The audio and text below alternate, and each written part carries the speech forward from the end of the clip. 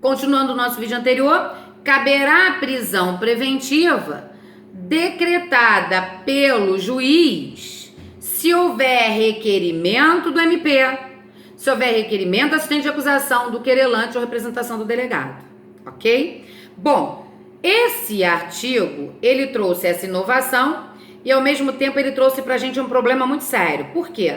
Ele não disse que na fase da investigação quem vai representar é o delegado e quem vai requerer é o MP. E na fase do processo, o MP, o querelante, o assistente de acusação podem requerer. Ele não disse isso.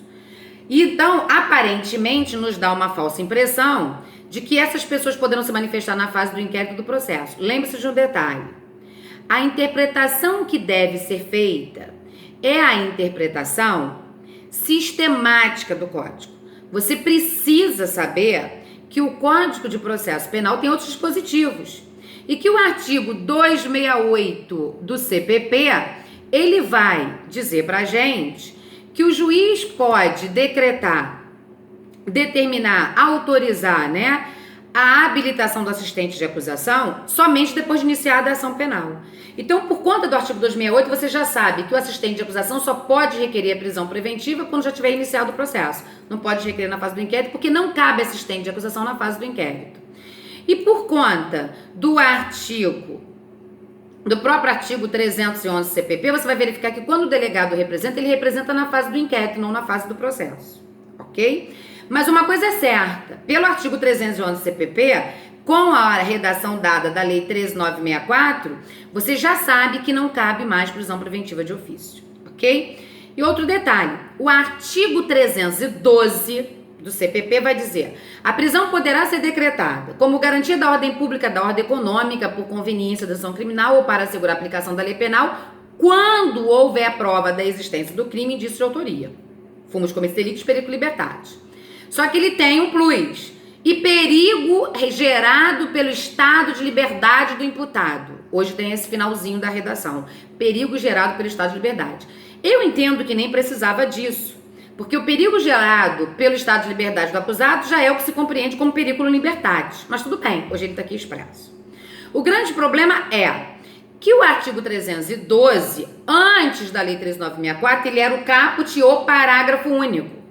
E o que aconteceu na Lei 13.964? Não tem mais parágrafo único, tem parágrafo primeiro e parágrafo segundo.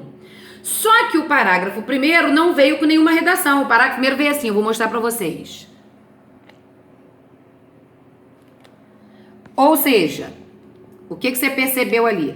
O parágrafo primeiro, ele veio pontilhadinho, sem redação nenhuma.